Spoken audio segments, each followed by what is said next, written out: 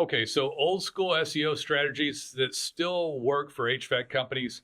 I'm going to go back to speed, SSL certificates, citations, domain authority, and still a great website and reviews, Google reviews. Now, the thing about all this is it's expanded and you still need more content, I would say, but you got to be so careful about it. It's got to be just right. Stuff like a data pin is perfect content. Most people lobbing up spammy content, actually getting a penalty from it. You still need the essential base level stuff on a high level, and then you add more to it. But yeah, you do still need some of the basics, and the essential stuff is still vital.